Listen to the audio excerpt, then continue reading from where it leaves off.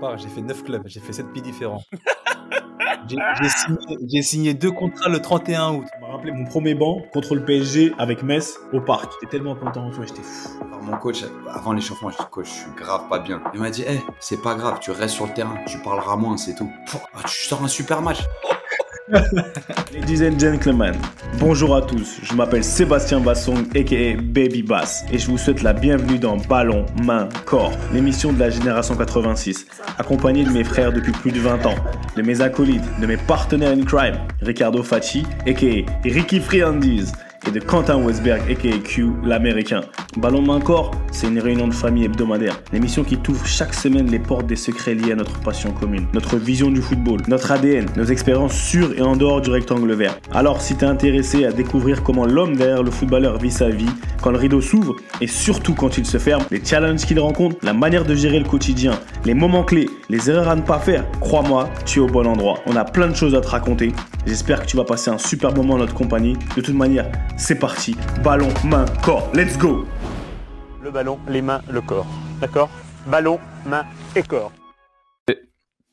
Salut à tous et bienvenue dans un nouvel épisode de Ballon, Main, Corps. BMC, la réunion de famille hebdomadaire. On est là chaque semaine. Fidèle au poste, Ricky, Friandiz et Q l'américain. C'est comment les frérots? Non, mon gars. Oh, j'allais dire l'as de trèfle qui pique ton cœur, mais je vais dire non. Le roi de carreau qui pique ton cœur.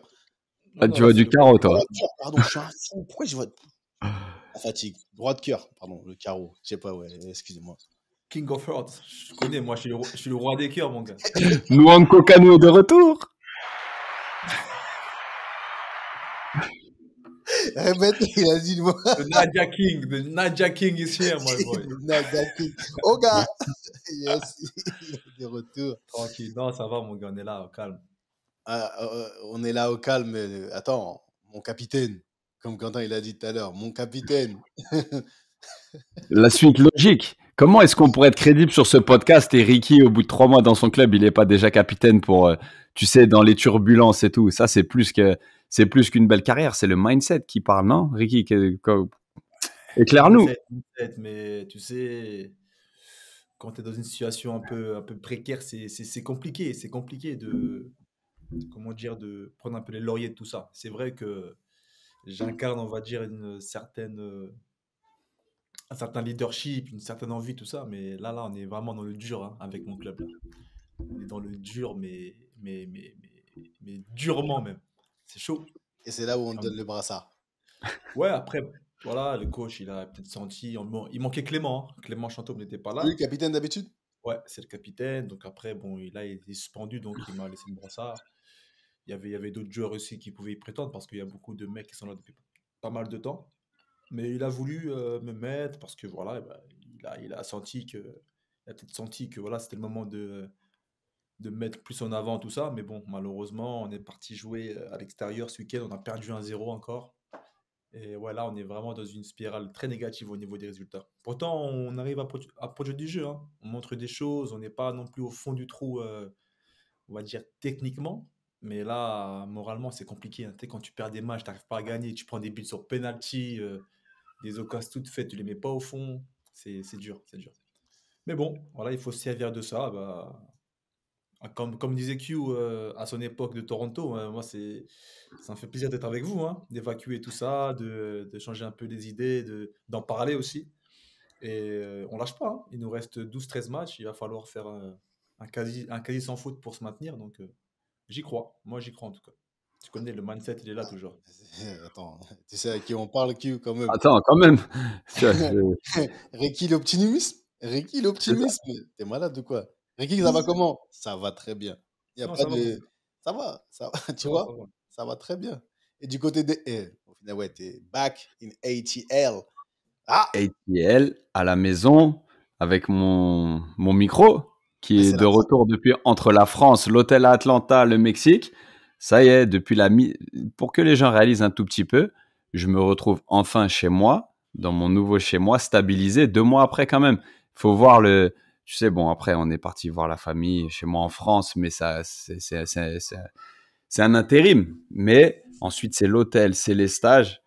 voilà, on est on the move quand même. Tu vois, cette vie de footballeur qui fait rêver, qui fait ou pas, hein, mais voilà, ça fait 2 mois que, au bout de 2 mois, je retrouve un quotidien avec mes affaires, ma famille, voilà, dans ce qui va être mon quotidien pour la prochaine année. Donc, ça fait plaisir de revenir du Mexique. On a terminé par un match au stade Aztec. Hein. Je parle au puriste, mais ça reste un stade iconique, même si c'était un match amical à huis clos. C'est quand même un monument tu sais, quand tu rentres dans ce stade, tu vois un peu, il est pas du tout vétuste. Il est ancien. Et en fait, tu as un espèce de long couloir du parking où tu as le nom de toutes les équipes et toutes les équipes nationales qui sont venues jouer au stade Aztec avec les scores, donc en fait, sincèrement, et alors là, je suis sûr Ah que ouais, toi, Ricky, ça aurait été un peu la même chose que moi. C'est franchement, tu peux prendre une demi-heure à descendre ce long couloir. Tu sais, c'est une sorte de Chabandelma, tu vois. ouais, ouais. Mais par contre, il y a tu sais, en fait, il y a de l'histoire au mur, tu vois. Et après, quand tu rentres sur le terrain, tu arrives par en dessous et tu montes dans cette espèce d'arène qui est anciennement un stade de 120, 130 000 spectateurs qu'ils ont mis aux normes et tout et qui est maintenant à 70-80. Mais c'est vraiment, ouais, c'est un stade qui vit, c'est quand même un monument. Et tu sais, encore une fois, on fait toujours l'apologie du foot passion, c'est ce qu'on aime. Ouais, tu sais, il y a une saveur particulière à y être. Donc, voilà, un petit détour par le stade Aztec que j'avais certes déjà vu, mais c'est toujours top. Et maintenant, de retour à la routine plus normale, on va dire, à notre centre d'entraînement, à la maison avec la famille. Que demande le peuple? 15 degrés, mi-février, je tiens à le souligner. 15-20 degrés. Ça aussi, Bien. j'ai jamais connu ça. Ouais, ouais, ouais. Il y a de l'animation là-bas, quelque part. Il y a Ah des... non, on entend la Euh, marmaille, comme on dit, la marmaille. par contre, je suis revenu, j'ai laissé ma famille une semaine, ils connaissaient tout le quartier. Tout le quartier. Là, Ouais. il y a les voisins chez moi et tout. Ça y est, ça c'est. Des vrais explorateurs, les Ouais, petits. c'est ça. C'est comme s'ils avaient les codes, tu sais, ils ont les cheat codes, tu vois, pour s'intégrer, tac, tac, tac. Les petits Ah, viennent tout seuls et tout. faut dire un truc, Q, quand même. J'ai vu, t'as posté, enfin, non, t'as posté, ouais. Ah, j'ai vu le quarterback et j'ai vu le receveur. Non, à l'américaine. Non, j'ai vu le Super Bowl à la Westberg. Je l'ai vu quand même. Quand même, là, vraiment, les petits, ils s'imprègnent réellement de la culture. Mais ils sont dans l'expérience. C'est mon fils, il est en CM2, donc 5e année ici, tu vois. Il est revenu et dit, papa, on a joué au foot américain dans la cour, première fois qu'il faisait ça. C'est son prof de maths qui lançait les balles. Tu sais, pour te dire, c'est le prof de maths qui est aussi le prof de sciences, qui est aussi, tu sais, qui à la récré participe. Ouais, c'est exceptionnel. Pour ça, c'est vraiment trop bien. Il dit, il lance trop bien et tout, tu peux me faire des lancers, machin. Et du coup, depuis que je suis revenu, tous les jours, même tout à l'heure, qu'il pleuve, qu'il neige, qu'il vente, on fait des lancers de football américain parce qu'ils kiffent recevoir, parce que c'est le truc du moment. Tu vois, c'est le truc du moment et c'est. eh, Super beau, tout ça.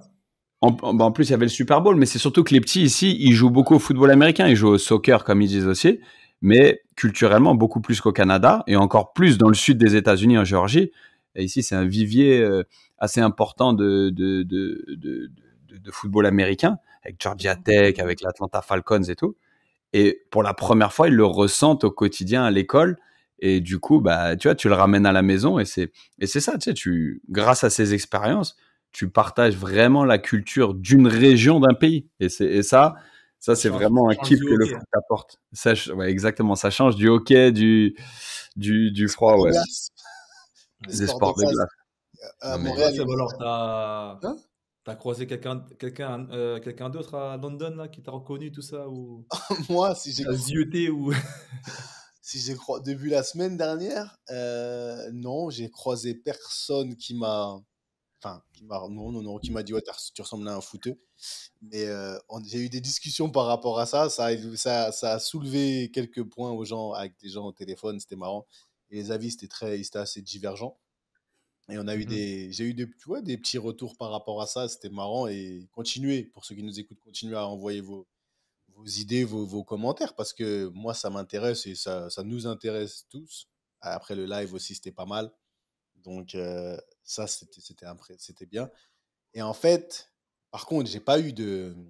J'ai pas eu. Non, y a personne qui m'a dit, ouais, tu ressembles à un footeux. Bon, en anglais, c'est compliqué de dire un footeux. Tu vois, bon, là, ça passe, tu vois. Je le prends bien. Tu vois, je le prends bien. Même comme ça, je demande. Mais par contre, depuis la semaine dernière, à la suite de. Je sais pas, des fois, je réfléchis, tu vois, je me retrouve dans des situations. J'étais voir des petits. j'étais voir des plus jeunes, on va dire, des plus jeunes jouer. L'équipe de mon petit, tu vois, j'ai mon filleul qui vit ici, Yannick et tout. Et il joue en. Je peux même pas te donner sa ligue là. Ici, c'est loin. Tu vois ce que je veux dire? C'est loin. C'est loin. Enfin, je parle en termes de division. Et en fait, quand je vais le voir de temps en temps. Tu sais, ça fait plaisir. Et je parle un peu avec les joueurs et tout. Moi, j'aime bien m'incruster dans leur petite ambiance, tu vois. Et des fois, je me retrouve là, je les regarde s'entraîner. Je les regarde jouer. Tu vois, je les regarde jouer. Après, on discute un petit peu, tu vois. Par exemple, j'ai fait une présentation là-bas pour eux. Tu vois, j'ai fait un keynote speech pour eux, cadeau, parce que c'est important pour moi. Et en fait, je me suis rendu compte, je les ai vus, je les ai écoutés surtout. Et j'observe beaucoup. Et en fait, c'est ça dont je voulais vous parler. Après, je vais vous mettre un peu, comme on dit, under de coche. Ça veut dire, je vais vous attaquer de plein fouet, de front. C'est que ils sont à une division qui est vraiment limite que je connais pas. Mais par contre, c'est limite si les petits là, parce que c'est des plus jeunes, ils se sentent beaucoup plus légitimes que des joueurs de Ligue des Champions. Ça veut dire que plus tu descends de niveau, et là vraiment plus tu descends de niveau, et je l'ai expérimenté moi-même, mais moins les gens ils en font, mais pour de vrai. Mais ils ont des aspirations qui sont extraordinaires. Et en fait, je me prends la tête, je me dis, mais attends. Est-ce que c'est moi qui ai loupé quelque chose? Ou en fait, j'essaie de comprendre et d'en discuter avec eux parce que je me dis, attends, vous avez des rêves, on a parlé des rêves. Vous avez des ambitions. Vous voulez telle chose et que ce soit monter dans la division au-dessus, peu importe ce que c'est, ce que vous voulez faire. Mais en fait, vulgairement, mais vous foutez rien. Et en fait, vous foutez rien, mais tu t'attends à ce que tu aies un résultat extraordinaire. Et plus tu descends, et moi je l'ai vu, après on en parlera un peu pendant l'épisode, mais plus tu descends de niveau, moins, plus les gens ils sont critiques et ils ont de la bouche, ils ont, tu vois, le muscle de la bouche il est extraordinaire, mais moins ils en font. Et en fait, je voulais vous demander, bon, Reiki, là aujourd'hui tu es dans un club de plus bas niveau, etc. Mais au-delà de ta situation actuelle, Q, tu as vu des situations différentes, tu as aussi passé par des situations un peu diverses et variées. Ce phénomène-là, d'où je veux qu'en fait qu'on creuse un petit peu, pas seulement faire un constat, mais d'où ça vient. Tu vois, ça vient d'où, pourquoi? Et en fait, essayer de contrebalancer et à la fin donner des conseils. Débattre un peu sur ce principe-là, parce que moi, ça me choque en fait, ça me choque et j'arrive pas trop à comprendre. La parole est ouverte, messieurs. Je vois Ricky t'es dubitatif et Quentin il a ses mains là-bas. Quentin il est en train de me sortir. Ricky, la disserte qui est en train d'arriver du professeur.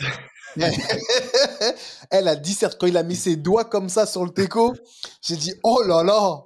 Là, c'est plus professeur, là, c'est C'est de cérébro, la là. spéculation, les gars. C'est de la pure spéculation. Moi, tu vois, je perds. Non, je sais même plus quoi. Bref, je m'imprègne de tes sujets, Seb, parce que parler foot, parler avec vous, c'est marrant. Et puis, c'est des trucs, encore une fois, je l'ai vécu et je vais vous donner une illustration directe pour lancer ton thème que je kiffe, parce que je suis passé par là vraiment. Parce que quand j'étais à Evian, je pars d'Evian, qui était un club en pleine ascension, franchement, sans doute l'un des meilleurs vestiaires que j'ai connu, mais en termes de fun, de genre de personnel, on avait vraiment une osmose qui était top. Bref, je pars pour aller à Luznac pour déjà beaucoup plus jouer, et parce qu'il y avait un super projet, je l'ai souvent répété, hein, Fabien Barthez qui t'appelle. Moi, j'ai pas hésité longtemps. Je me suis dit, je vais me mettre dans la roue de ce monsieur pour, au pire, apprendre. Et puis troisièmement, pour voir si à 25-26 ans, je pouvais être le leader que je voulais, que je pensais pouvoir être, que si je pouvais avoir une influence comme un joueur important. Bref, long story short, je me dis que j'arrive dans un club qui se donne les moyens de ses ambitions, mais qui a une ossature de joueurs qui sont au club depuis assez longtemps et qui vient d'être complété par principalement des excellents joueurs de national. Et je me dis, là, ça va faire un espèce de cocktail de lâche rien entre les mecs qui jouent dans des conditions un peu difficiles, qui voient leur club passer un cap parce qu'il y a des investisseurs, parce qu'il y a Fabien Barthez, et puis des joueurs qui viennent se bonifier, qui se disent, enfin, on va dans un bon projet, je connais le national, voilà, la belle aventure. Et je me dis, en termes de mindset, c'est gagné. Maintenant, il faut que ça prenne sur le terrain. Écoute-moi. Au bout de 2 semaines, j'avais jamais... Et en plus, il y a prescription parce que l'objectif a été rempli, le contrat a été rempli en 2 ans. Mais cette première année, au bout d'un mois, je pense, je me dis, mais j'ai jamais vu autant d'ego dans un vestiaire. Et c'était dans le club de plus bas niveau, avec l'effectif le moins étoffé, je mets des guillemets, à l'époque, avec le moins d'expérience, et j'avais jamais vu autant d'ego. Je te donne un exemple. Les attaquants, ils se faisaient des débats ouvertement. Au moins, on peut pas dire qu'il y avait de l'hypocrisie. Moi, je suis le meilleur buteur de l'histoire du club. Moi, je suis le meilleur buteur en activité du national. Et il y en a un autre qui disait, moi, je suis le meilleur buteur sur une saison au club. Et après, même en conversation, tu sais, en aparté et tout, tu sais, j'étais vraiment assez rapidement, je rentre avec, et puis on peut dire, parce que ça s'est super bien goupillé, parce qu'il y a eu changement dans le mindset. Mais Andé, Dona, Endo, on rentre ensemble très rapidement, au bout de 2-3 semaines, et il me dit, ah, moi, c'est clair, hein, un Camer, un grand Camerounais attaquant. Ouais, je me Il rappelle me de lui. dit, C'était un il me buteur, lui, dit, hein. super joueur, super mec. Attention, donc Ok. c'est d'autant plus facile pour moi de parler de lui parce que il sait tout le respect que j'ai pour lui. Et il me dit, ah, moi, c'est clair, hein, si j'ai le choix entre frapper ou passer, je frappe. il me dit ça, il me dit ça, franchement, dans la foulée. Fair enough, Attends, hein. attends, attends, dans la foulée des 2 autres attaquants de l'équipe qui disent, ouais, moi, je suis le meilleur buteur du club, moi, je suis le meilleur buteur de national en activité. Et tu dis, aïe, aïe, aïe. Et là, cette première année, c'est simple. Donna, il a dû marquer 3-4 buts, grand maximum. On n'arrivait pas à marquer des buts. Voilà, ça. Et l'année d'après, tu as un changement. Tu sais, ça a pris 1 an de galère ensemble pour que ça clique. Et avec ces mêmes joueurs, mais avec un mindset différent, beaucoup plus collectif et tout. Donna, il marque 25 buts. On monte à 5 journées de la fin dans un championnat à 18 équipes, ce qui en dit long sur le nombre de points d'avance que tu as avec un nombre de matchs réduit. Et tout a cliqué. Pourquoi ? Pas parce que les joueurs étaient différents, parce que le mindset avait changé. Mais pour en revenir à ton sujet, Seb, je suis arrivé dans le club de plus bas niveau que j'ai fréquenté, avec l'effectif le moins expérimenté, et en peu de temps, j'avais jamais connu autant d'ego. Ça veut dire que je passais de Sydney Govou, qui avait plus de matchs en Ligue des Champions que nous tous en professionnel, je pense, et c'était incomparable en termes d'ego, tu vois. Et c'est un truc où il a fallu s'adapter, il a fallu essayer, comme je vous avais dit, d'avoir une influence positive en se disant, attends, les mecs veulent être considérés. Il n'y a pas de question de niveau, de carrière, de ci. Les Ouais, mecs, à c'est leur ça. niveau, ils sont sûrs et certains de leur fait. Donc, tu peux rien c'est pas que tu peux rien leur dire, c'est qu'il faut prouver tes points et que le boulot, il est beaucoup plus important qu'on ne le pense. Et comme tu disais, Seb, j'ai vu des discussions de joueurs de niveau régional, de niveau départemental, au sein de leur vestiaire, eh ben, il y a des mal alpha pareils. Pareil que nous en pro. Tu comprends? C'est un truc où c'est pas les guerres d'ego, mais le sentiment d'avoir besoin d'exister, de vouloir être le mec qui marche sur les autres, d'être plus important que les autres, il existe, je pense, dans tous les vestiaires de France. Ouais, c'est ça. Bah, moi, je rebondis sur ce que tu dis, Q. Tu as clairement tout résumé. Je pense que les problématiques et on va dire, les thèmes sont les mêmes aussi, hein, dans les vestiaires de clubs amateurs ou régionaux, tout ça. Il y a une question de pouvoir, une question d'ego. Voilà, il y a de la concurrence aussi. En fait, la seule chose qui différencie du monde pro, c'est peut-être l'argent. L'argent et la médiatisation, en fait. Mais de leur côté, c'est pareil. Je veux être le meilleur du vestiaire, je veux être le neuf qui marque le but, je veux être le mec qui tire les pénaltys. Et je pense que c'est ça aussi. Et la seconde chose, c'est que ils ont aussi une méconnaissance du haut niveau. Ils ont peut-être une méconnaissance de certains outils qu'il faut avoir pour justement avoir le mindset, avoir peut-être même voir cette sorte d'humilité ou de work ethic pour pouvoir progresser, pour pouvoir avancer de manière sereine, je pense. Ils savent pas. Moi, bon, c'est délicat d'en parler parce que là, je suis en plein dedans. Mais à Chartres, c'est ce que je constate un peu, c'est que, en fait, après, moi, c'est encore différent parce que moi, je suis dans un vestiaire. Il y a beaucoup de joueurs qui ont plus de la trentaine, qui ont quand même pas mal d'expérience, qui ont connu aussi le milieu professionnel. On est au moins 5-6 joueurs qui ont connu le monde, au moins Ligue 2, voire nationale, des bonnes nationales. Donc, il y a quand même chez nous pas mal de joueurs pros qui ont connu ce milieu-là. Donc, par rapport à ça, il y a vachement d'humilité, il y a vachement de mecs qui savent, qui ont d'expérience. Mais chez certains jeunes, Tu vois, par exemple, il y a des jeunes qui ne jouent pas chez nous, mais qui vont dire: «Oh, comment c'est possible que moi je joue pas? Ouais, moi je suis là, j'ai fait ci, j'ai fait ça, j'ai 23 ans, je dois jouer absolument», tu vois? Mon gars, calme-toi, devant toi, il y a un tel, il y a un tel. Il y a Avant de jouer, il y a des étapes. Montre d'abord à l'entraînement, montre que tu progresses, rentre dans l'effectif, après tu joueras, tu vois? Mais voilà, il y a pas cette connaissance, on va dire, tu vois, de progression ou cette connaissance qu'on peut avoir, dans le milieu professionnel. Après, c'est marrant que tu parles de ce thème-là parce que quelques semaines auparavant, on a parlé du rêve et comme on l'a dit il y a quelques semaines, le rêve, ça reste un fantasme, ça reste au niveau du fantasme. Donc les mecs, dans leur «confort» entre guillemets de monde amateur, parce que les mecs, ils font pas que du foot. À côté, ils travaillent, ils voient les grands à la télé, ils ont envie aussi d'être à leur place, plus ou moins une sorte de fantasme. Donc quand ils sont dans leur, confort, quand je dis confort, c'est dans leur petit club, sans être péjoratif, hein, sans être méchant, mais quand ils sont dans leur confort, dans leur club, ils se permettent de rêver. Je sais pas quel discours tu peux avoir avec ton cousin ou avec ses coéquipiers, mais quand eux te disent: «Ouais, moi je suis fort, moi je peux jouer encore 2 niveaux au-dessus, moi je» ils voient le mec à la télé. Combien de mecs j'ai vus, des petits, hein, ou même des mecs qui me parlent même sur les réseaux sociaux, hein. Les mecs, ils jurent. Eh, je te jure, je suis plus fort que lui. Tu sais, ils voient un mec de Ligue 2 qui fait une bévue ou un mec de Ligue 1 qui se prend la race tous les week-ends. Il dit: Euh, «Donne-moi 2 semaines, je suis plus fort que lui». Tu vois? Deux Et tous semaines. ces mecs-là ah, je veux qui juste me parlent faire comme ça. couper. Le petit, un jour, il me dit, il voit Neymar faire du sale en Ligue 1. Il voit Neymar, il fait des trucs. Il travaille quelqu'un. Il est assis à côté de moi comme ça. Il me dit, Seb, eh, ma parole, il me fait pas ça. Je dis, t'as dit quoi? Enfin, de toute façon, je vais te mettre une tarte, hein. Je C'est un dis, t'as dit quoi? défenseur?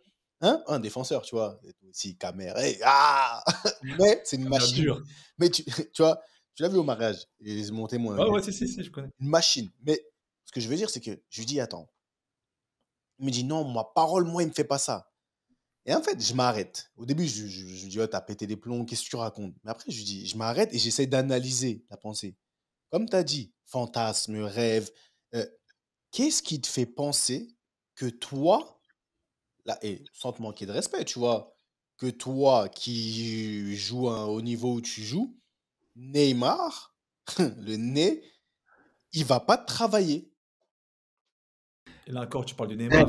mais c'est lui qui m'a dit ça. Prends C'est parce que, n'importe quel joueur de Ligue non, 1, mais c'est ça. prends En fait, n'importe quel pro. ils sont en C'est ça, il y a décalage. une méconnaissance en fait du milieu, hein, une méconnaissance du haut niveau qui fait que voilà, ça se permet de fantasmer et de sortir des choses là. C'est pour Mais, ça, moi, je prends pas forcément mal, hein, Ah surtout non, avec mais les réseaux sociaux. C'est pareil, moi, je discute beaucoup sur les réseaux. Moi, c'est un plaisir justement d'échanger avec des fans de foot, tout ça. Et dedans, il y a des mecs qui jouent au niveau départemental, qui jouent même en amateur, et qui me disent: «Ouais, vas-y, je suis plus fort que toi, je suis plus fort qu'un tel. Lui, il mais, mérite même pas de jouer, j'en suis sûr. Bon, donne-moi 2 semaines, je prends sa place». C'est les discours il faut laisser parler mais la vérité des vérités, c'est que ton petit qui te dit ça, Seb, ouais. s'il passe du moment où il te dit ça, assis sur le canapé avec toi à regarder le match, si tout d'un coup il se téléporte et qu'il va sur le terrain dans l'euphorie, ça se trouve, il le fait pas. Ça se trouve, il se fait pas taffer comme ça. C'est la vérité. Par contre, tu le mets à la place du joueur qui, toute la semaine, s'est préparé à jouer contre Neymar, a dû, ça se trouve, batailler avec le même mec au poste pour savoir, tu sais, il s'est mis dans le jus à se demander s'il allait être titulaire. Et quand il a su qu'il allait être titulaire, il a commencé à somatiser, à penser qu'il allait jouer le PSG, qu'il allait se faire laver, que voilà, t'es exposé plus avant un match comme ça. Donc déjà, il y a toute tu sais, la charge mentale Charge qui vient mentale. avec la préparation d'un match. Quand tu arrives la veille du match, que tu arrives sur Paris, que tu es à l'hôtel, que ton téléphone il sonne parce que t'as que 10 invitations et tu as 25 personnes qui veulent venir, et qu'ensuite tu dors pas forcément bien, tu manges, tu ci, tu ça, tu vois les caps, hop, hop, hop, tu arrives sur le terrain, si t'as pas fait le tri, si t'as pas le recul, et même si tu as le recul, il y a des jours où ça se passe moins bien que d'autres, parce que Ney, il est en feu. Eh, écoute, c'est pas pareil que d'arriver sur oh, allez, tu rentres, boum, tu fais un bête de match parce que t'as même pas eu le temps de penser, tu t'es pas préparé, t'as pas. Il y a une grosse C'est, différence entre être un ah, professionnel qui se prépare et entre un mec qui fait one hit wonder, quelqu'un qui fait un coup d'un soir, tu vois. tu sais, un jour, on est parti. On joue souvent quand on rentre à Paris, on joue au Five. À l'époque où je pouvais encore jouer. On allait au Five, tu vois. Et Et les gens, c'est pour ça que quand je te dis, après, je vais revenir vraiment sur le sujet. Les gens, on allait au Five et les gens, c'était leur moment pour essayer de me montrer qu'ils vont me rentrer. Tu vois, tu vois ce que je veux dire? Ouais, ils vont On la essayer de connaît montrer à tout celle-là. le monde que je suis là. Je suis là. Et en fait, au bout d'un moment, tu vois, ils viennent à fond, ils viennent un peu fort et tout, et ils se disent c'est leur moment. Un peu comme le petit, c'est commun.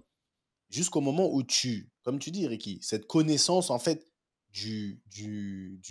même pas du haut niveau, juste d'un niveau supérieur, on n'est pas fait pareil, même physiquement.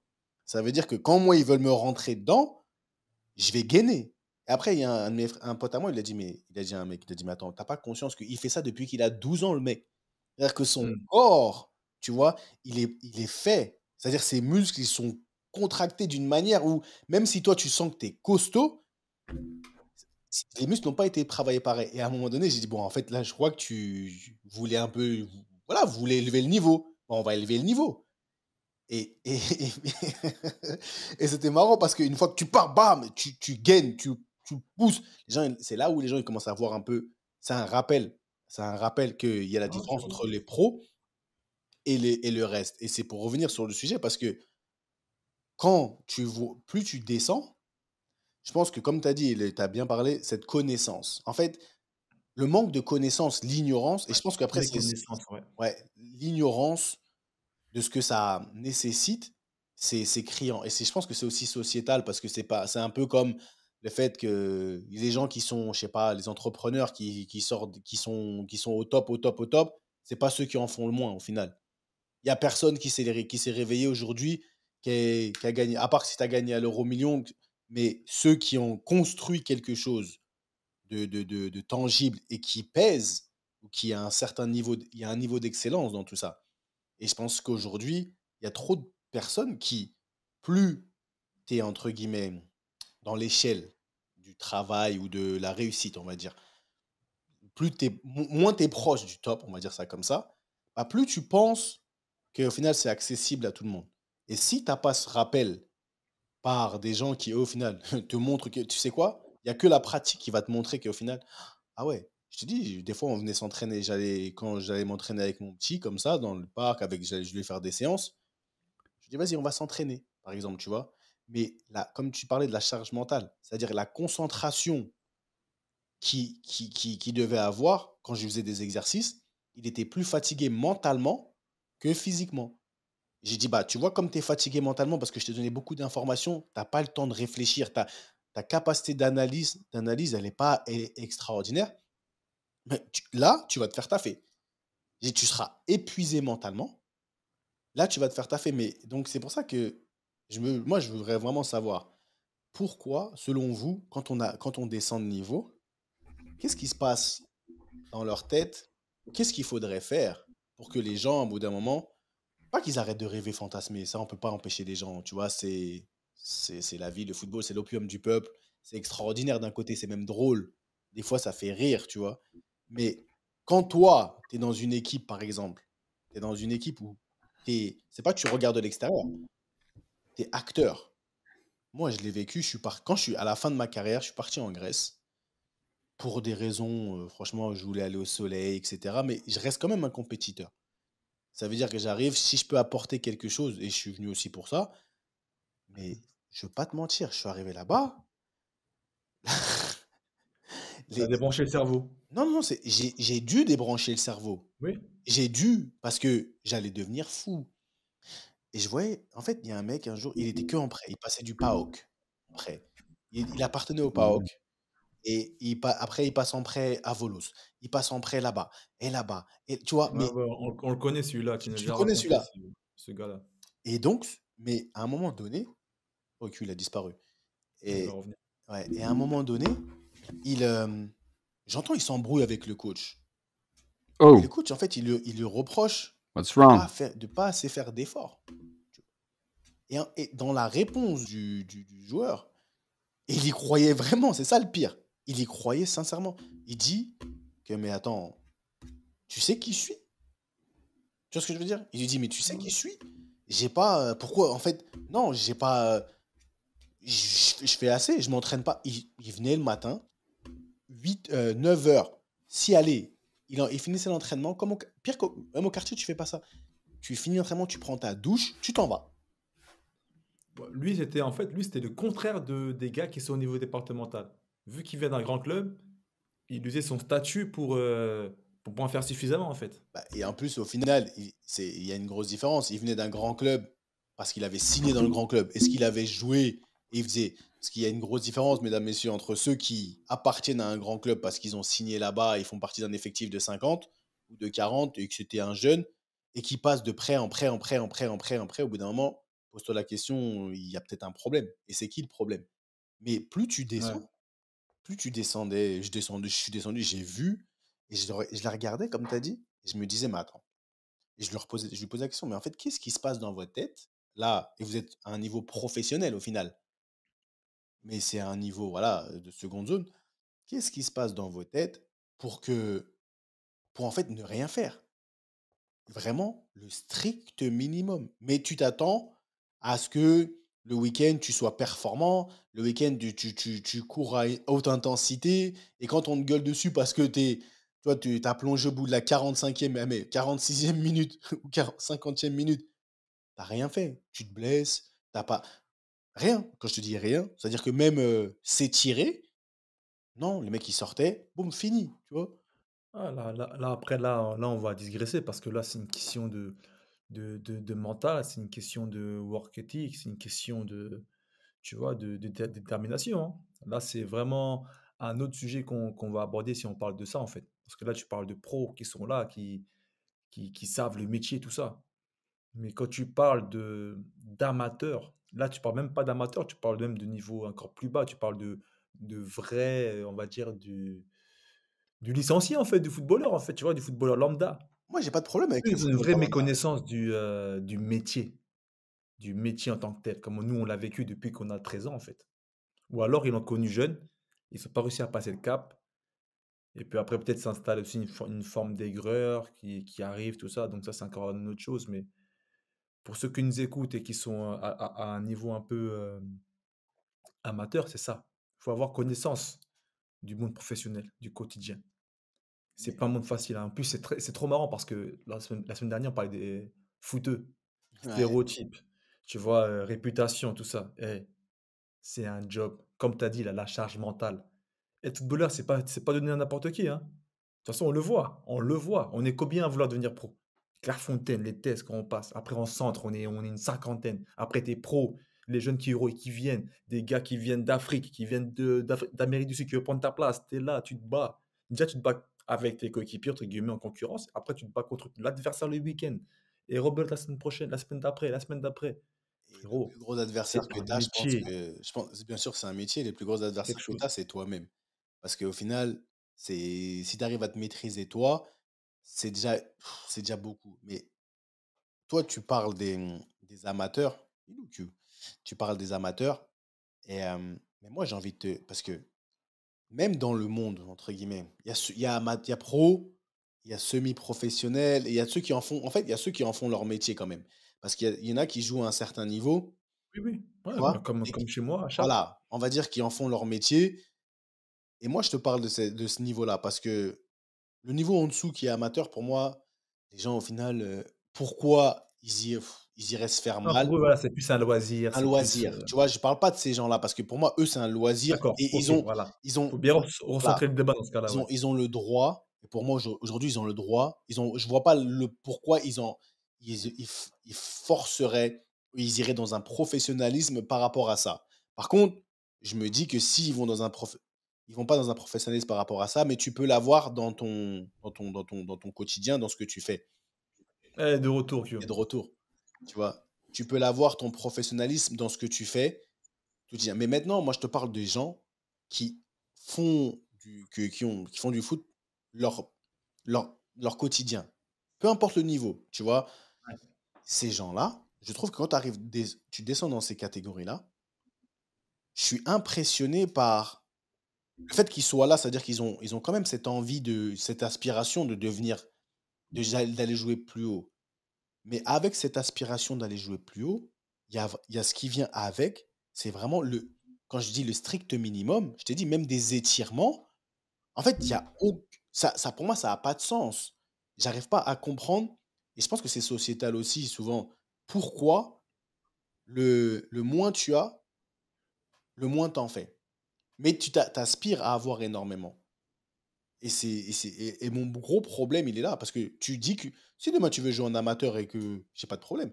Mais à partir du moment où tu joues quand même à un certain niveau et tu te dis dehors footballeur, tu prends tout ce qui va avec. Mais tu choisis tu choisis et tu cultives ce côté, pour moi, cette gangrène du, tu sais quoi, comme tu as dit, je peux jouer là-bas, mais je comprends pas pourquoi. Et à un moment donné, tu as vu, je dois jouer moi le week-end. Mais comme tu as dit, tu arrives à 9h30, l'entraînement est fini, allez, à midi 10, t'es parti. Hein. Et là, à midi 10, ils sont partis. Non, après, ces gars-là, c'est qu'ils sont en total déni. Ils sont en déni, vraiment. Alors, comme je te l'ai dit au début, c'est une vraie méconnaissance de la chose. Tu peux pas percer comme cela, c'est pas possible. Après, attention, hein, moi, étant maintenant dans ce milieu-là, on va dire amateur ou semi-pro, si on peut dire ainsi, euh, tu as beaucoup aussi de contre-exemples. Hein. Tu as beaucoup de mecs qui charbonnent derrière. Tu as beaucoup de gars qui veulent se donner les moyens pour réussir. Moi, je te dis la vérité de mon point de vue, même si toi, tu as eu l'exemple de ton cousin, moi, j'ai l'exemple de ma saison à Chartres, et j'ai plutôt le contraire qui se passe. J'ai des mecs qui se donnent à fond, enfin, qui s'investissent, hein, qui vont à la salle, tu vois, en dehors d'entraînement, ils ne travaillent pas esprit à côté pour aller à la salle, Ah non, ça c'est pour mon faire petit, du ça. travail extra, tout ça. Mon petit, il est pareil, hein, gros. Je te dis, il aime ça, il travaille à ce niveau-là. Mais en fait, c'est là où je te dis, il y a un monde. Et des gens, par exemple, tu vois, lui, et il vit chez moi, il travaille, il va à la salle, il rêve de son truc, il veut en faire plus, mais il a quand même pas conscience de ce que ce plus, le plus qui n'est pas accessible aux autres, il représente. Mais Et c'est laissez-moi juste déboîter le culte de la salle, s'il vous plaît. Parce qu'en merci. fait, t'es footballeur, tu vas faire du Oh, développé couché. merci. Parce que t'es footballeur, tu vas faire du développé couché. Tu donnes du temps à soi-disant ton métier, alors qu'en vrai, ça se trouve, tu veux avoir un joli corps pour tout sauf le football. Tu fais des exercices qui n'ont rien à voir avec le football. Et quand il s'agit de faire un circuit de passe ou des gammes techniques, t'es à l'arrache. Écoute-moi, en fait, va pas à la salle, va contre un mur, va travailler ta souplesse de cheville, va travailler tes yep, en fait. Va faire quelque chose qui va servir à ton métier et pas juste à poster sur Instagram ou juste être un beau gosse pendant l'été quand t'es en Ah là, vacances. Tu vois ce que je veux dire? vécu, ça. Ça sent le Mais, vécu, la mais ça, c'est frustration, pas le ça. vécu. Mais il y Les a pas de, posts il y a de la workout. frustration pour les autres. Moi, mais on les voit. J'ai joué avec trop de monde ces 10 dernières années qui postaient une vie et qui en vivaient une autre. Et ça, c'était des footballeurs professionnels. Alors quand tu le dis, tu vois, Ricky, quand tu dis, ouais, les mecs, ils vont à la salle plutôt que bosser. Non, mais c'est super d'aller à la salle. Mais parce que, est-ce que ces mêmes mecs-là, quand il s'agit de faire, tu sais, 1, 2, 3, tu sais, les circuits passent, les échauffements, ou même les tennis-ballons, est-ce qu'ils sont pas à l'arrache? Ou est-ce qu'ils sont tous aussi investis qu'ils veulent bien le dire? Parce que, en vrai, tu mets l'équipe du Barça de 2009, 2010, 2011, là, qui pour moi a révolutionné le football. Je suis pas sûr qu'ils allaient à la salle dans leur temps off ou qu'ils avaient des salles de muscu chez eux. Hein. Parce que eux, ces mecs-là, tu leur mets le survêt d'une R3 ou je sais pas quoi là, tu mets les grands Busquets, les Piqués qui sont fins comme ça, les Messi, Iniesta, Xavi et tout, ils sont pas super impressionnants avec un survêt de club amateur. Mais en vrai, ils puent le foot. Tu comprends? Donc c'est un truc où la fin justifie les moyens et ton investissement, il faut pas qu'il soit en surface. C'est un investissement de tous les jours, de tous les instants. Et tu vois, je rebondis sur tout ce que vous avez fait, tout ce que vous avez dit, pardon, mais vous avez fait beaucoup pour moi. Ça nous est arrivé en centre de formation, les mecs qui arrivent de clubs amateurs. Tu sais, nous, on arrive de Clerf avec un rythme, on sait déjà s'entraîner tous les jours. Et tu as des mecs qui arrivent de clubs amateurs un petit peu plus tard, à 16, 17 ans. Vous n'avez pas tous eu l'exemple du mec qui arrive, qui a des relatives qualités et qui se blesse au bout de 3 semaines parce que le rythme d'entraînement, il est beaucoup trop élevé pour lui.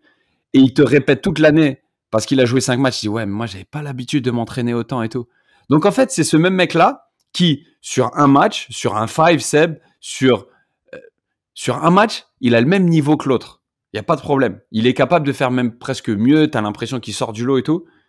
Mais sur une saison, je te demande juste, je te parle même pas d'une carrière, je te parle d'une saison. Il est incapable d'être de manière constante, 10 fois sur le terrain de suite. Opérationnel pour 10 matchs de suite. Et ça, c'est sans parler de la gestion de l'émotion, du je vais être titulaire, pas titulaire, je vais être bon, pas bon, crise de confiance ou pas. Oh, être footballeur, c'est se retrouver face à Neymar, c'est déjà le fruit d'énormément de travail. Ouais. Mais alors Non, mais je dire suis que d'accord tu vas avec être toi, je bon suis contre Neymar, vraiment c'est d'accord un de avec ces toi. sacrés raccourcis. Et moi, c'est un truc où, et on en parlait en off avec Seb, il y a des gens avec qui tu parles football et il y a des gens avec qui tu peux pas parler football parce qu'ils ont aucune idée. Pour juste le retranscrire, quand je vois un gardien faire une erreur, c'est un truc où même quand tu es jeune footballeur où tu te dis ah vas-y il a abusé et tout. Là, j'arrive même plus à dire il a abusé parce que tu sais tellement ce qui peut se passer et tu as vécu tellement de choses au travers de moments dans ta carrière, dans ta vie privée et tout, que tu sais que le mec fait pas exprès et que son monde lui tombe sur la tête en fait, tu vois.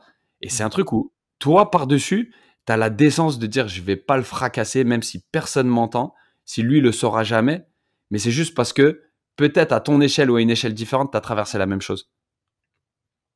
Ce Non, c'est que clair, je suis le d'accord mec avec dans toi. son canapé ou le mec qui n'a jamais connu plus haut que Chartres ou Luznac ou ne peut pas connaître, ne peut pas comprendre en fait. Non, Bah, c'est carré. non, mais bien sûr. Et c'est pour ça que très souvent, je me dis, quand je parle avec. Et maintenant, c'est ça la solution, parce qu'au final, on peut faire des constats et j'ai pas de problème avec les constats. Mais quand tu parles avec. Pour moi, comme on dit en anglais, the proof is in the pudding. Qu'est-ce que ça veut dire? Ça veut dire que il faut practice what you preach. Ce que tu fais. Ouais, t'inquiète, je suis pas Naïja, Ricky, je sais. Je la connaissais pas, celle-là. Je la connaissais pas, celle-là. Non, je sais. C'est très anglo-saxon, très anglais. Mais ce que je veux dire, c'est que à un moment donné, tu vois les situations comme ça. Et par exemple, moi, je sais que je prends souvent mon petit parce que j'ai droit. Je lui fais comprendre que vous, vous en faites moins, vous en faites moins que la Rosta. La Rosta aujourd'hui, je vais même pas l'autoriser entre guillemets. Pour moi, c'est même pas acceptable qu'elle se la raconte. Que cela raconte, parce que pour moi, c'est humainement parlant, il n'y a aucune raison qu'aujourd'hui quelqu'un pense être au-dessus de quelqu'un d'autre. Mais cette Rosta-là, elle a été confrontée, elle a acté dans le fait de charbonner pour de vrai. Et comme on dit charbonner, c'est pas une semaine. Charbonner sur une durée, ce qui apporte des résultats. Et en fait, plus on descend, moi, j'aimerais, quand je parle avec ces jeunes, c'est plus jeune, je leur dis, mais et la décence et le respect de respecter, par exemple, le professionnel. Le professionnel, parce que souvent, tu entends souvent dans les conversations, lui, il est éclaté, il est pété, lui. Et c'est des gens qui sont, côte faut côte, à un niveau beaucoup très inférieur ou qui jouent au quartier. Mais le pété des professionnels, il est. Enfin, je veux dire, il y a un monde entre ce que toi, tu peux produire aujourd'hui avec ta bouche, tu vois, et celui que tu dis qui est le plus éclaté des professionnels. Tu vois ce que je veux dire? Et c'est ce respect, pour moi, ce respect que. Ouais, cette mesure. Ouais, c'est de la mesure Hein, surtout. tu vois, c'est la Tu mesure. vois, Parce c'est de qu'à un la moment mesure. donné, tu dois dire. À un moment, attendez, tu dis, hé les mecs, pas de problème. Moi, que tu dises, que tu penses pouvoir faire telle ou telle chose, personne ne peut t'empêcher de penser. Mais le respect pour le football aujourd'hui, que tu sois semi-professionnel, professionnel, amateur, on a dit encore, c'est un peu comme un loisir. Pour moi, tu n'as pas d'obligation. Pour moi, tu n'as pas d'obligation, tu n'es même pas payé pour ça, donc ça ne devient pas ton travail. Mais maintenant, ça devient quand c'est en partie ton travail, donc comme tu parlais de work ethic, à un moment donné, c'est OK, attends. Tu veux des choses, mais tu donnes rien. Comment tu dois vouloir être le meilleur dans tout ce que tu produis. Tu peux me dire que tu prends le football à Chartres, à Luznac, à un R1, R2, où tu veux, ton implication envers ton devoir envers ton métier, pour moi, elle doit être, peu importe là où tu peux t'arrêter. Ça veut dire que là, si tu me dis, ouais, je vais travailler. Mon petit, souvent, il revenait, il était blessé. J'ai dit, t'as glacé? Simple, tu t'es tordu la cheville, t'as mal quelque part. Est-ce que t'as mis de la glace? Ouais, je peux devenir ceci. J'ai dit, mais t'as pas les basiques. Je t'apprends. Je te dis, c'est la base. C'est la base. T'as mal quelque part, mets de la glace. tu peux passer des. Et après, et c'est comme ça que je lui dis, ok, bah, tu mets même pas de glace et t'as pas les fondamentaux. Je connais aucun joueur qui se fait mal quelque part, ou même des fois qui n'a pas mal, qui glace pas. Et là, ça trotte dans sa tête. Et je lui explique comment, pourquoi, ce que ça va donner. Et c'est le même principe que tu as fait tes gammes. Je te dis des fois, je te donne un ballon, je dis jongle. Je dis, tu me dis, je vais aller, même ses potes à lui, on est parti à la salle, on est parti courir. Jongle. Fais voir comment tu jongles. Jongle. Parce que je sais qu'à force de jongler, et tu vas tendre la pointe, quand tu vas frapper, ah, tu auras une frappe différente, une frappe de balle différente. Et ça s'apprend, peu importe l'âge que tu as. Nous, on l'a fait à 12, 13 ans. Mais cette technique-là, ça se prend. La répétition. Mais le respect pour le métier que tu dis vouloir faire. Le respect pour l'objectif que tu prétends vouloir atteindre. Et à partir de là, je pense que c'est un peu aussi comme ça que les gens ils commencent à réaliser que, ah ouais, en fait, peut-être je suis. T'as vu, je vais me calmer. Je vais me calmer dans mes commentaires. Ouais, bah c'est ça. Encore une fois, moi je me répète, encore une fois, pour la troisième fois, mais c'est ça, c'est la méconnaissance du truc en fait. C'est la méconnaissance. Même des gars qui sont à un niveau semi-pro, ils ont encore une méconnaissance du haut niveau et malheureusement, ça va faire prendre du retard. Ils prennent du retard. Mais cette méconnaissance, elle a existé chez nous, dans le sens où même nous, dans la peau de jeunes apprentis footballeurs en centre de formation, on allait tous voir les matchs de l'équipe première. D'accord? En tant que groupe, tu sais, les jeunes du centre, tu allais voir les matchs de l'équipe pro. Et puis, tu vas pas me dire que dans la cinquantaine de gamins qui allaient au stade, t'entendais pas, mais vas-y, si je joue, c'est sûr que je fais mieux que lui. C'est-à-dire que tu es déjà en passe d'être footballeur, tu n'as jamais été exposé au niveau pro, ça se trouve même au niveau de la réserve, mais tu te permets déjà ce genre de choses. Pourquoi? Parce que tu connais pas. Et quand tu y vas pour la première fois, et que tu reviens au centre de formation, que tu débriefes, votre premier entraînement en pro, ça va trop vite. Les mecs sont trop forts techniquement. Oh, laisse tomber. Sur 10 centres, il y en a 9 qui arrivent pile sur la tête ou pile pour la reprise. Tu vois le délire? Et moi, c'est ce qui m'avait choqué. C'était la limpidité d'exécution. Quand tu es en tribune confortablement installé, que tu regardes ton match, tu te dis, ils ont un beau terrain, c'est quelle vie. Tu te dis, c'est super sain. Et après, tu te retrouves avec ces mêmes mecs à l'entraînement. Oh, le premier entraînement en pro que j'ai fait, j'avais l'impression d'être, tu sais, sur une planète différente en termes de vitesse. Tu vois, en termes de... Exactement. Même les ballons, ils venaient plus vite, plus fort. Ouais. Le ballon, je les frappais moins bien. C'était un truc de ouf. Et là, je me suis dit, waouh. Là, c'était une piqûre d'humilité, tu vois. Tu te dis, ah, ok. Comme tu as dit, tu vois, moi, c'était l'impact. C'était l'impact. Je me rappelle mon premier entraînement en pro. En plus, on était jeunes, tu sais. À l'époque, le coach était Ivan Asek. Il aimait beaucoup faire des oppositions le mercredi, le jeudi, tu vois. Et pour compléter, il prenait beaucoup de jeunes du centre. Et je sais pas, une fois, un mercredi, les 18 ou les CFA, ils avaient match. Donc, il a pris beaucoup de U16, U18, tout ça. Donc, moi, je suis parti avec eux. À l'époque, bah, pareil, tu avais les Basila, les Deveau, Kamadini, tout ça. Et c'est là que tu vois, en fait. Là, ça te calme directement au niveau de l'impact. Tu vois, pareil, tu as l'impression que le terrain, il est grand, mais il est petit en même temps. Le terrain, il est grand quand tu n'as pas la balle, mais il est super petit quand tu as la balle. Tu fais un contrôle, tu as deux mecs sur toi qui viennent te bousculer comme ça, là, sur l'impact, au gainage, tout ce que tu veux. Et c'est là que tu te dis, ah ouais, il y a du chemin à faire encore. Et après l'entraînement, ils allaient faire un échec et mat. Ils allaient se retrouver autour de la table d'échecs. Ils repartent jouer aux échecs. Ils repartent jouer aux échecs. Mais c'est vrai ce que tu dis, Ricky. C'est là que tu vois qu'il y a du chemin à parcourir. Et comme tu disais, Q, il faut vraiment cibler ce que tu as travaillé, ce que tu as à améliorer, tout ça. Et voilà, si tu as besoin de travailler ton pied gauche, travailler ton gelon, bah, va sur le terrain. Quand tu as besoin de travailler ta détermination, ta concentration, bah, quand c'est le moment de faire, quand tu fais les 4 contre 4 ou les taureaux, sois concentré justement, ne le fais pas à bras levés comme on fait en amateur avec les mains dans le short. Et voilà, et si tu dois travailler l'explosivité, bah, va à la salle, tout simplement. Et en fait, c'est ça qu'il s'agit. Et je pense que c'est ça la principale différence entre les pros, les pros, ceux qui ont été pros et ceux qui n'ont pas été en fait. Ricky, il s'enlève l'étiquette de pro. C'est un truc de ouf, mon gars. Mon gars, t'es pro. C'est-à-dire que même dans 20 ans, tu seras pro. Mais oui, T'es t'es fou, sérieux? quoi. Eh, mon gars, tu sais quoi? Moi, je me considère comme en transition, là. Que je te jure, là, ce que je suis en train de faire, surtout à Chartres, c'est ça, en fait. Là, je suis vraiment, mais littéralement, entre les deux. Ouais, mais tu Je suis restes en quand même un mode pro, frérot. prémuniquant, en Mais mode Ricky, t'es un joueur footballeur. professionnel. Mais le Frérot, je suis plus statut de joueur tranquille. professionnel, tu l'auras toute ta vie. T'es malade ou quoi? Ouais, je serais pro à vie. Je serais un pro à vie. On va dire, même pas un pro, on va dire, allez, un expert. Je sais pas, vous avez sorti les 50 000 heures de pratique pour Allez, devenir dis-moi expert. là. 10 000, Je 10 sais 000. pas si on les a, je sais pas si on les a passés, mais voilà, je me considère comme un expert du foot parce que aujourd'hui, je sais que quand il y a un jeune qui vient me parler du foot ou de ses soucis, trucs, j'ai les outils pour, pas pour résoudre ses problèmes, mais voilà, pour le mener vers la voie, pour le guider, et je sais qu'il ressort toujours satisfait.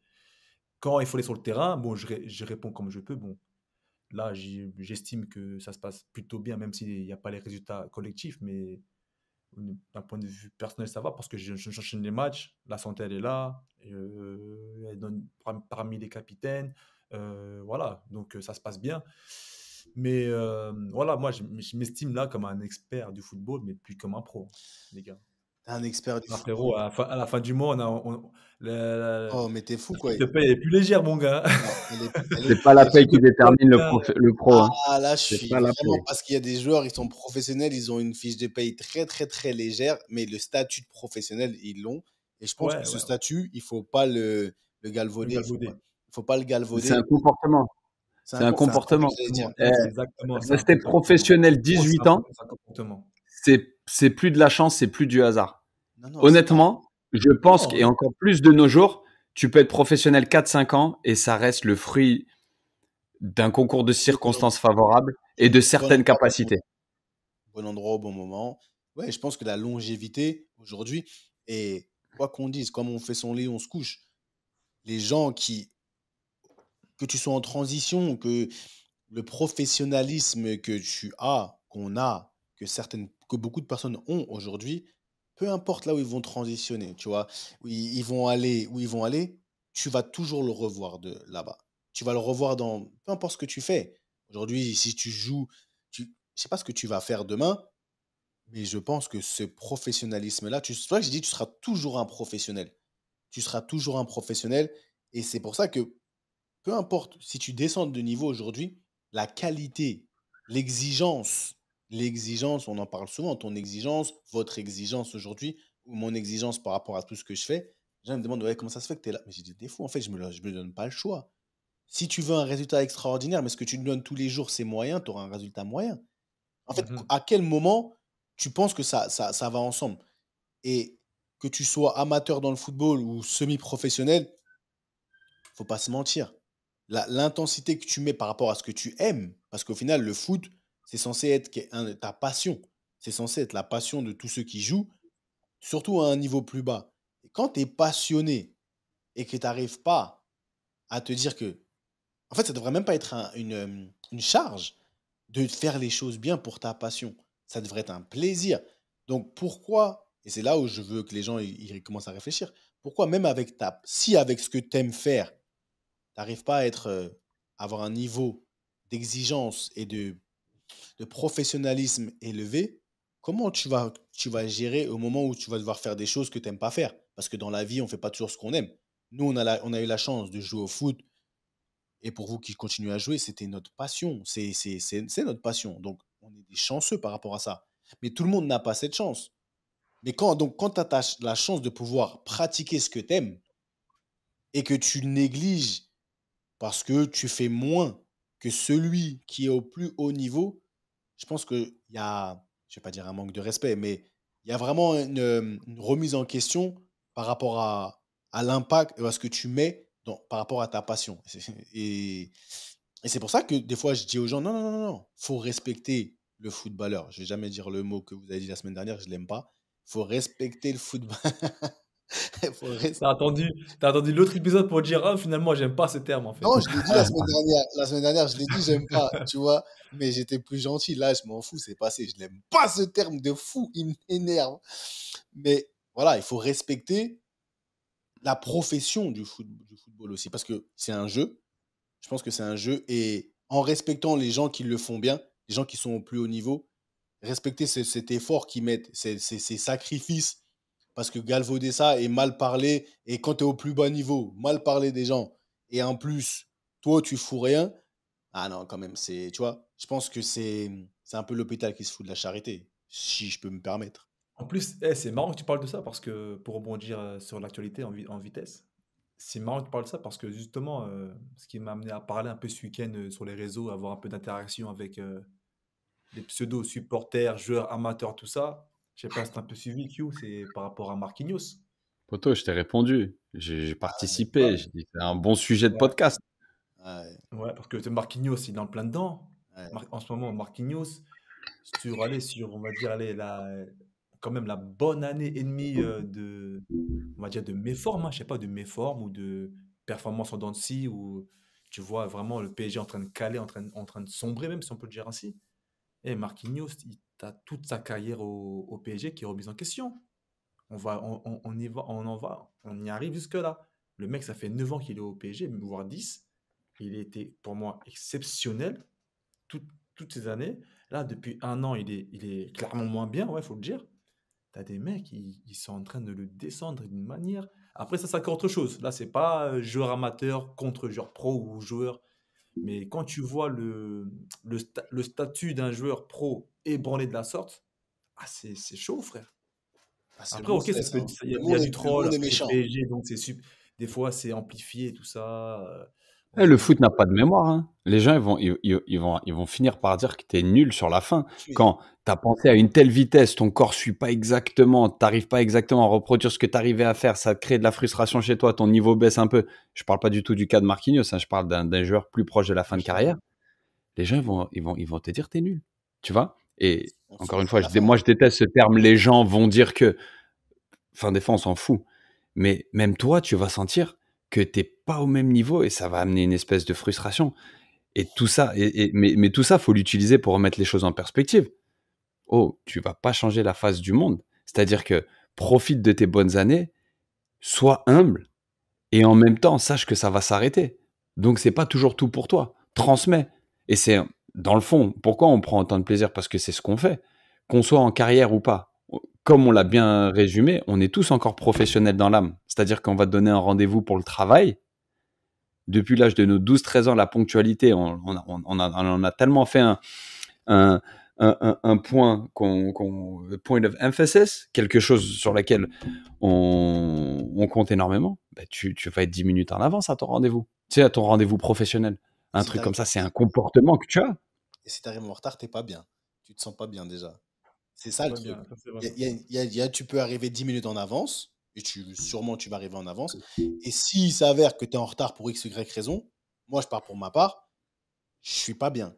Ça veut dire que le respect que tu donnes au rendez-vous, ou tu vois, parce que tu dis qu'il y a une personne aussi, derrière, elle a fait un effort, enfin, peu importe le rendez-vous que tu peux avoir, à l'entraînement ou ce que tu veux, bah ouais, le professionnalisme, il est aussi dans les deux sens.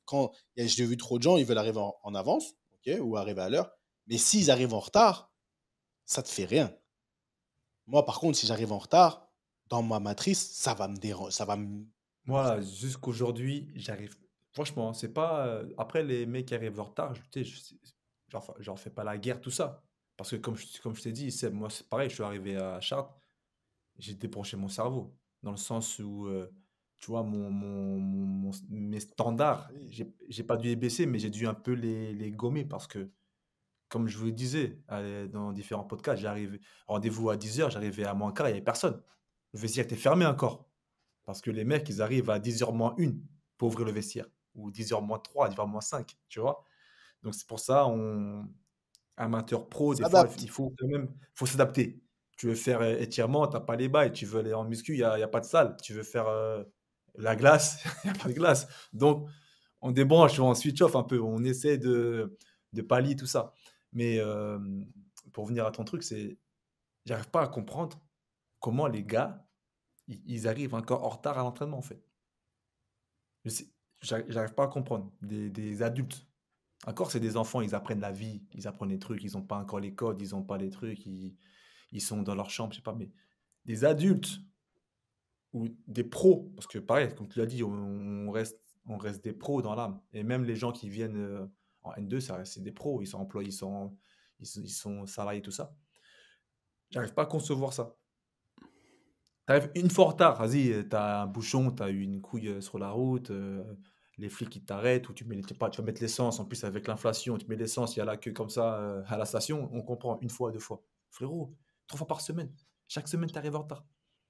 J'arrive pas. Ça, moi, même moi, des fois, je me pose la question, je me dis, pourquoi t'arrives en retard? Mon cerveau, il va C'est- mais chauffer. moi, je vais pas t'engueuler, hein, je vais pas te faire la morale, je vais pas te faire le ravio, tu vois. Mais pourquoi t'arrives en retard, frère? Même en fait, pour toi-même, c'est pourquoi? Qu'est-ce que tu veux prouver aux gens? Qu'est-ce que tu veux te prouver? Qu'est-ce que tu veux pas te prouver? Qu'est-ce que tu veux ne pas faire? Enfin, tu sais, c'est ça que j'aimerais comprendre une fois dans les comportements. Et c'est pour ça, c'est bien d'avoir. Enfin, moi, c'est pour ça, je kiffe être dans mon rôle actuellement à Chartres. Et c'est pour ça que j'ai choisi justement ce défi-là aussi. C'est d'avoir cette transmission et de partager un peu ce que je vis, tu vois, et de savoir et de connaître aussi ce que eux aussi ils vivent, tu vois. Et je pense que ça, pour moi, c'est vachement enrichissant. Et je préfère vachement être dans cette situation-là que d'avoir signé dans une Ligue 2 avec encore des pros, lutter pour un maintien ou partir encore à l'aventure. Avoir justement, comme tu as dit, Q, à faire la saison de trop à haut niveau et tu vois ce que je veux dire, et tout remettre en cause ou tout remettre en question. Non, là, je suis dans un environnement où je kiffe, mais je peux commencer à transmettre des petits trucs. Et puis voilà, bah, pour la question des retards, c'est ça, les retards, j'arrive pas à comprendre, frère. Pourtant, moi, je suis pas un mec ponctuel dans l'âme, dans le sens où, voilà, si j'ai rendez-vous avec un pote, tu l'as vu au Qatar, frère, on devait prendre le bateau au Qatar. Ah, il m'a tué. Carrément, le bateau, il est parti sans nous, frère. Je voulais le tuer, frère. On a attendu à 6 h du matin, on avait rendez-vous à 9 h. Je voulais le tuer. On a raté le bateau. Enfin, bref.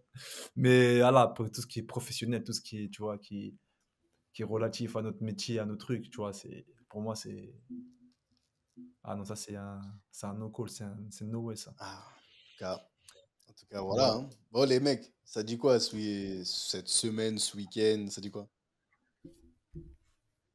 Q, c'est comment, toi? Bah, c'est comment du côté Nous, d'Haïti? on enchaîne, on finit la prépa. Hein. Là, ça y est, il y a un match mercredi au Mercedes-Benz Stadium, ce qui est quand même un stade particulier, hein, qu'on se le dise.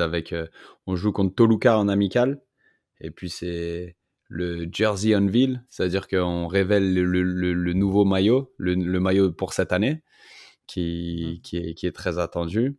Et puis ensuite, on va à Saint-Louis samedi, faire dernier match de pré-saison contre la toute dernière franchise là, qu'on va pas rencontrer cette année. Donc du coup, on va les jouer chez eux dans leur nouveau stade.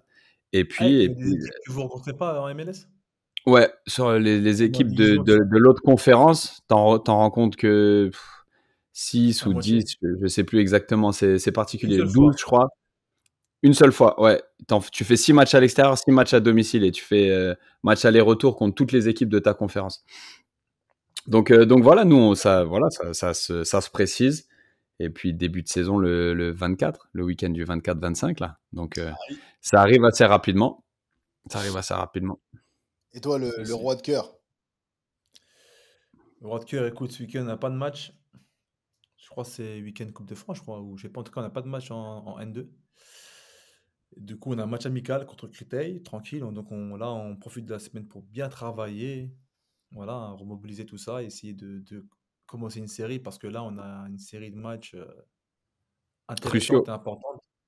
Ouais, là, ça y est, là, il va falloir qu'on gagne tous nos matchs, tout ça. Donc voilà, en tout cas, moi, je suis en mission. Je suis en mission là, franchement, même mission individuelle, il faut que faut que je sois performant pour essayer de gagner des matchs, essayer de marquer un peu mon empreinte parce que pour moi, ça reste une grosse responsabilité, hein. Il y a des mecs, tu sais, des fois, dans le vestiaire, on parle, ils me disent, allez, ça c'est bon, ta carrière, elle est faite, t'as fait ci, t'as fait ça, fait frérot. Même quand je vais perdre la balle à Saint-Privé ou je sais pas, des bleds dans le centre de la France, et je rentre à la maison, je suis dégoûté, frère. Et je rentre chez moi, frère, je rentre en voiture, je mets pas de musique, il n'y a rien du tout, je roule tout droit. Je suis dégoûté, frère. Et perdre un match, ça me fout toujours tant le seum. Donc voilà, hein, avec mes gars de Chartres. En plus, il y a des mecs de mon équipe qui écoutent l'épisode, donc j'espère qu'ils vont pas trop m'en vouloir, hein. Oh, pourquoi ils t'en voudraient? On les salue. On est dans l'authenticité, hein, au contraire. Non, Ça peut donner des clés. Il y a beaucoup de petits à moi qui écoutent le podcast d'ailleurs, donc en plus, vous avez des bons souvenirs à construire ensemble. Parce que si vous en sortez avec un maintien, avec cette saison compliquée, en fait, tu poses les fondations pour du succès. Tu vois, moi, je revenais à l'USNAC, mais l'USNAC, on a galéré la première année. La deuxième année, c'était individuellement et collectivement, ça a été une aubaine pour tout le monde. Tout le monde en a tiré les fruits. Du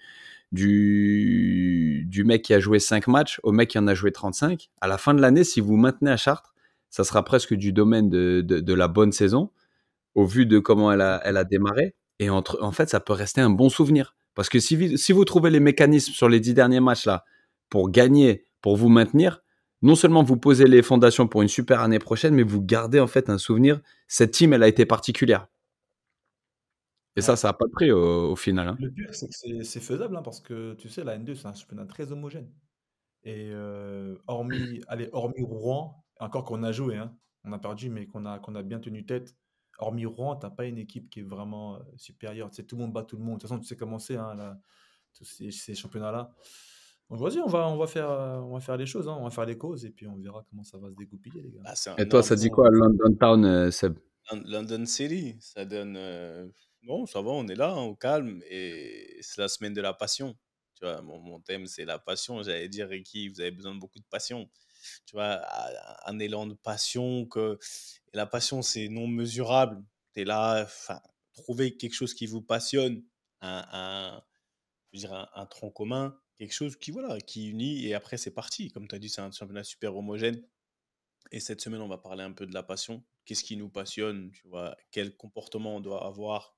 Enfin, on a, ou qu'on pourrait avoir par rapport à notre passion. Essayer de faire la différence entre quand même ta passion et ton talent. Tu vois, parce que souvent, il y a des choses qui nous passionnent et c'est peut-être pas ce. La passion, souvent, elle peut t'amener à faire des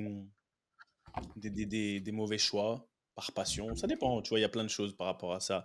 Sa passion, et voilà. Après ce week-end, Seb's SMS, ça bouge pas, tu connais, hein, on est Par rapport à la passion, Seb, Ouais. en vitesse, comme vu que tu en parles, est-ce que c'est bien de trop être accroché à sa passion? Personnellement, et c'est marrant parce que ça va être un de mes posts de cette semaine. Enfin, on va en parler. Après, il y a la Ligue des Champions, donc on va pas trop en parler non plus. Mais pour moi, la passion, être trop accroché à sa passion, des fois, Nuire? ça peut nous nuire. Tu vois, parce que aujourd'hui, il y a des gens qui pensent que, par exemple, le football, c'est ta passion. Et c'est vrai, pour la majeure partie d'entre nous, le football, c'est notre passion. Mais est-ce que cette passion, elle va forcément. Elle peut souvent nous aveugler. Nous aveugler par rapport à ton calling, tu vois, par rapport à ce vraiment pourquoi tu es là. Parce qu'à un moment donné, le football, ça va s'arrêter. Donc, notre passion, elle a une date de début, dans l'action. Après, être passionné par le foot, en général, ça c'est une passion de toute une vie.